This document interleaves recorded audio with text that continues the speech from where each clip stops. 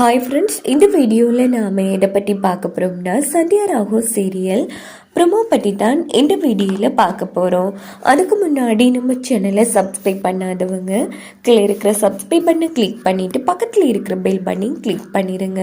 நம்ம புவனேஸ்வரி அவங்க அண்ணனும் கோவில் இருக்கிற நம்ம மாயா சீனு ரெண்டு பேரையும் நம்ம ரகுராம் முன்னாடி அசிங்கப்படுத்தி ரகுராமனை தலை குனிய வைக்கணுங்கிறதுக்காக எல்லாரும் கோவிலை விட்டு போனதுக்கு அப்புறமா கோவிலுக்கு முன்னாடி பூக்கடை போட்டிருக்கிற ஒருத்தங்களுக்கு பணத்தை கொடுத்து மாயா சீனு ரெண்டு பேரையுமே கோவிலில் வச்சு கதவை சாத்திடுறாங்க.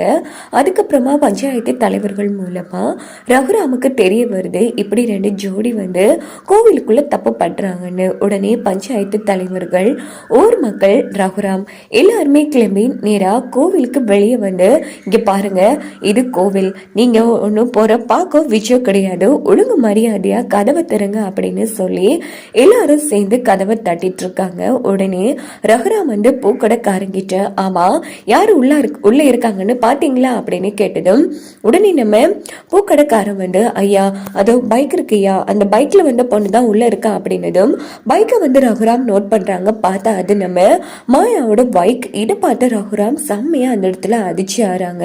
இது எங்க வீட்டு பொண்ணு மாயா பைக் ஆச்சு ஐயா, நாங்க சொல்றோன்னு தப்பா நினைக்க வேணாம், அந்த பொண்ணு உங்க குடும்ப கௌரவத்துக்காக தன்னோட காதலி விட்டு கொடுத்தா, இப்போ ஏன் தான் விட்டு கொடுத்தன்னு ஒருவேளை அவங்க கூட தான் பேசிட்டு இருக்காளோ இன்னும் தெரியலையே அப்படின்னு அதுல இருக்கிற ஒரு பஞ்சாயத்து தலைவர் சொன்னதும் ரகுராம் செம காண்டாகிறாங்க. இங்க பாருங்க, நீங்க என்னோட பொண்ணை பத்தி சொன்னாலும் கண்டிப்பா நான் நம்பியிருப்பேன், ஆனா மாயா சுத்த தங்கம், தன்னோட காதலி தூக்கி எறிஞ்ச பொண்ணு, அவன் நினைச்சிருந்தா அன்னைக்கே ஓடி போய் கல்யாணம் பண்ணிருக்கலாம். அப்படிப்பட்ட பொண்ணு எதுக்குங்க ரகசியமா இப்படி பண்ணணும்? மாயாவோட பழக்கம் எல்லாத்தையும் ஓப்பனா மூஞ்சுக்கு நேரே சொல்றதுதான், இப்படி முதுகுல குத்துறது இல்லை, ஏதோ தப்பாவும் நடக்குது, கொஞ்சம் இருங்க நேரா விசாரிக்கலாம் அப்படின்னுட்டு கதவு தட்டிட்டு இருக்காங்க. ஐயோ சீனு, பெரியப்பா வந்துட்டாங்க, ஊர் மக்கள் எல்லாரும் வெளியில தான் இருக்காங்க, இப்ப நல்லா வசமா மாட்டிக்க போறோம் அப்படின்னதும் உடனே சீனு நடுங்கிட்டு இருக்காங்க. சரி விடு, நான் அதான் எந்த தப்பும் பண்ணலையே அப்படின்னுட்டு சீனுவும் மாயா தைரியமா கதவை திறக்கிறாங்க.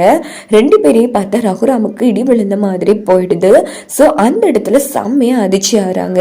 என்னையா இது, ஒரே வீட்டுல இருந்துட்டு இப்படி கோவில இடம் போட்டு காய்ச்சிட்டு இருக்காங்க, இப்படி இருப்பாங்கன்னு நாங்க கொஞ்சம் கூட எதிர்பார்க்கல அப்படின்னு சொல்லி ஊர் மக்கள் எல்லாரும் வாய்க்கு வந்தபடி பேசிட்டு இருக்காங்க. இது எல்லாத்தையும் புவனேஸ்வரியும் அவங்க அண்ணனும் மறந்துன்னு பார்த்து சந்தோஷப்படுறாங்க. ஐயா, நான் இங்க பூக்கடை போட்டுட்டு இருக்கும் போது இவங்க ரெண்டு பேரும் தான் உள்ள போனாங்க ஐயா, இவங்க ரெண்டு பேரும் தான், ஐயோ அதை சொல்லவே அசிங்கமா இருக்குங்கிற மாதிரி பூக்கடைக்காரர் சொன்னதும் ரகுராம் ஓங்கி அடிக்கிறாங்க. இங்க பாரு, யாரை பார்த்து என்ன சொல்றேன், இங்க பாரு சீனு என் தங்கச்சி பையன், அவன் என்னோட பிள்ளை இல்லைனாலும் நான் அவனை என்னோட சொந்த பிள்ளையாத்தான் பாக்குறேன். ஒரு விஷயம் தெரியுமா, அவனுக்கு ஏற்கனவே இன்னொரு பொண்ணு கூட நிச்சயம் ஆயிடுச்சு.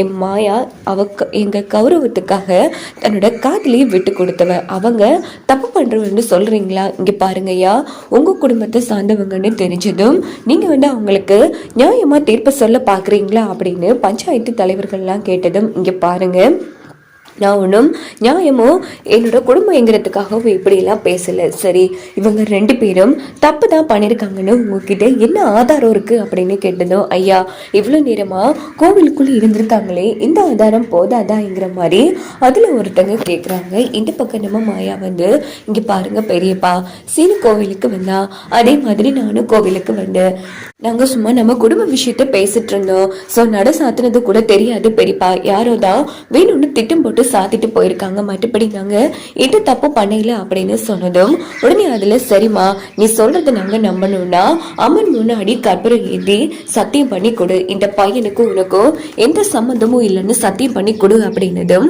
உடனே மாயா திருதிரனும் முழிச்சிட்டு இருக்காங்க. சீனு ஒரு பக்கம் அதிர்ச்சி ஆறாங்க.